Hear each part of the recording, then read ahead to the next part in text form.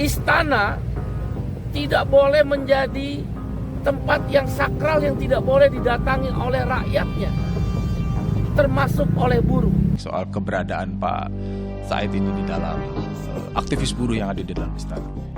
Siapa yang tidak tahu Said Iqbal? Ya. Kalau Anda ada di dalam gerakan buruh, Anda pernah berdiskusi panjang dengan dia. Nah, orang ini yang hendak ditarik oleh istana. Pada 1 Mei 2026, Jakarta menyaksikan dua perayaan Hari Buruh yang sangat berbeda.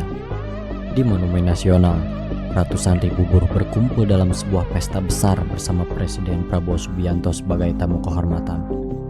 Beberapa kilometer jauhnya, di kompleks DPR, sekitar 10.000 orang berkumpul di bawah spanduk berbeda, May Day bersama rakyat. Dengan sikap tegas, menolak untuk dikooptasi oleh pemerintah. Dua wajah ini bukan sekadar perbedaan lokasi. Ia adalah cermin dari perpecahan mendalam yang selama puluhan tahun membelah gerakan buruh Indonesia antara serikat yang beroperasi di dalam kartel politik yang ada dan mereka yang berusaha membangun kekuatan independen di luar naungan elit.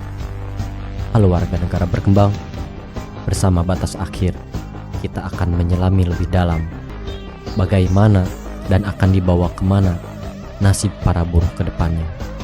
Apakah sosok Said Iqbal yang masuk ke dalam ranah politik dengan pemerintahannya akan membawa perubahan bagi kaum buruh atau justru sebaliknya?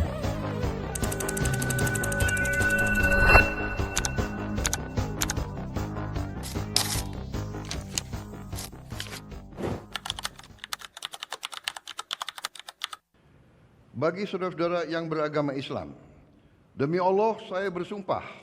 Demi Allah, saya bersumpah. Pada awal Juni 2026, Presiden Prabowo melantik Said Iqbal, Presiden Konfederasi Serikat Pekerja Indonesia atau KSPI, sekaligus Ketua Partai Buruh, sebagai penasihat khusus Presiden bidang ketenagakerjaan dan kesejahteraan pekerja. Ini adalah kali kedua pemerintahan Prabowo merangkul tokoh buruh ke dalam istana, setelah sebelumnya menunjuk aktivis buruh veteran Muhammad Jumhur Hidayat sebagai Menteri Lingkungan Hidup. Pengangkatan ini memicu kekhawatiran di kalangan pengamat. Apakah ini bentuk pengakuan terhadap perjuangan buruh atau justru upaya sistematis negara untuk melumpuhkan gerakan kritis dari dalam? Pakar ketenagakerjaan Triyono dari BRIN mengakui adanya ketakutan serupa di kalangan aktivis buruh di lapangan. Ketakutan para aktivis buruh adalah kooptasi terhadap gerakan mereka, katanya. Ketakutan itu bukan tanpa alasan. Secara historis, serikat buruh di Indonesia tidak pernah benar-benar lepas dari kepentingan politik. Dan kini, dengan pemimpin buruh duduk di istana, pertanyaan kritis muncul, akankah suara buruh tetap lantang? Atau justru menjadi bisu karena telah terikat dalam relasi patron-klien dengan kekuasaan? Seperti ditulis Kompas.id, gerakan buruh Indonesia sedang menghadapi persoalan yang lebih serius daripada sekadar melemahnya daya mobilisasi massa. Buruh tidak lagi tampil sebagai kekuatan penekan yang menjaga jarak kritis terhadap pemerintah. Gerakan buruh justru hadir dalam panggung yang secara simbolik menunjukkan kedekatan dengan negara. Peringatan May Day 2026 yang berlangsung dalam nuansa seremonial bersama kekuasaan menjadi penanda jelas. Sebagian gerakan buruh mulai terjebak dalam hubungan patron-klien, di mana independensi dikorbankan demi akses dan pengakuan. Bahasa kami yang sederhana, kau boleh kaya, tapi jangan miskinkan kami. Kau boleh punya rumah mewah, tapi rakyat, buruh, tidak punya rumah tipe 21 atau tipe 30. Kau boleh punya mobil, tapi rakyat buruh diberikan transportasi publik. Orientasi itulah yang mungkin akan menjadi fokus daripada tugas-tugas saya untuk membantu Presiden Republik Indonesia Pak Prabowo Subianto.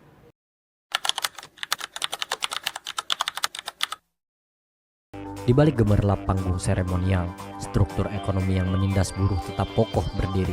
Sebuah penelitian dari Universitas Airlangga tahun 2026 mengupas realistis ini melalui lensa kapitalisme bertuan. Penelitian itu menunjukkan bagaimana transisi politik dari era Soekarno, Soeharto, hingga reformasi justru merekonfigurasi hegemoni oligarkis dalam kerangka kapitalisme neoliberal. Hak-hak pekerja secara sistematis dilemahkan, komodifikasi tenaga kerja dan maraknya pekerjaan tidak pasti menjadi bukti bagaimana mekanisme negara telah memfasilitasi kepentingan elit sembari meminggirkan kelas pekerja.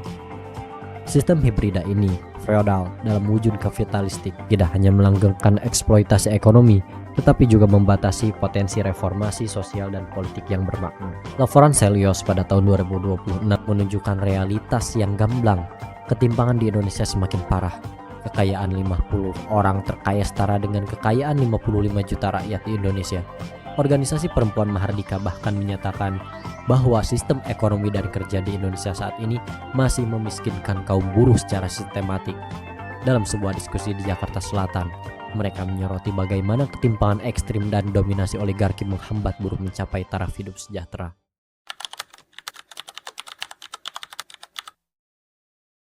Kami menyampaikan agar pasca putusan MK 168 Undang-Undang Cipta Kerja bisa segera dibahas dengan melibatkan unsur-unsur dari serikat buruh.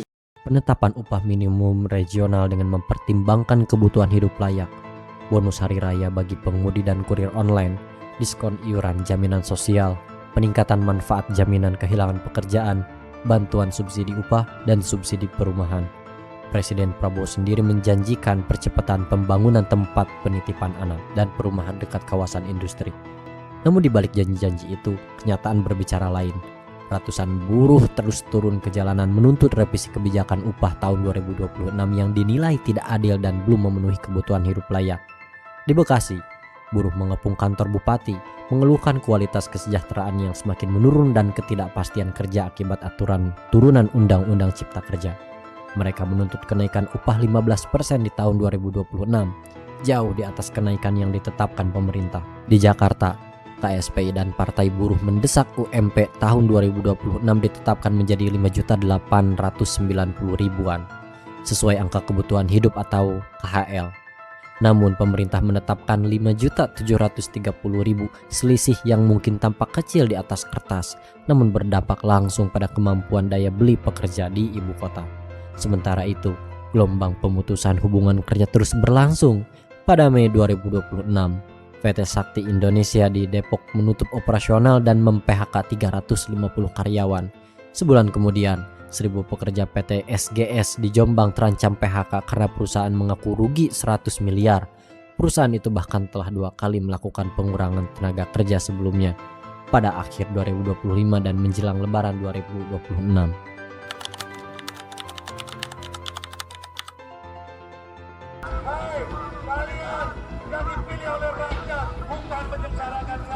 Perpecahan dalam gerakan buruh semakin melebar.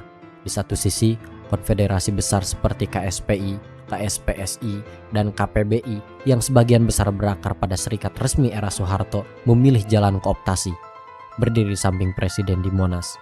Di sisi lain, Aliansi Gerakan Buruh Bersama Rakyat atau Gebrak yang mencakup Kasbi, 100.000 anggota, FBI, dan formasi lainnya menolak keras kooptasi. Mereka mengusung orientasi anti-sistem dengan semangat melawan kapitalisme, imperialisme, dan militerisme. Ini bukan sekadar perbedaan taktik, ini adalah benturan dua visi tentang apa itu serikat pekerja. Apakah ia harus menjadi mitra negara atau garda terdepan perlawanan kelas? Pada perayaan May Day di Monas, tuntutan utama buruh adalah penghapusan sistem alih daya atau outsourcing, praktik yang membuat pekerja kehilangan jaminan keamanan kerja dan berbagai hak yang dijamin hukum. Sistem ini telah menyebabkan pendapatan sebagian besar pekerja merosot. Di antara semua pekerja, termasuk sektor informal, setidaknya 80% kini berpenghasilan di bawah upah minimum resmi. Bahkan di sektor formal, pekerja yang dipekerjakan melalui perusahaan alih daya bisa jatuh di bawah ambang batas itu.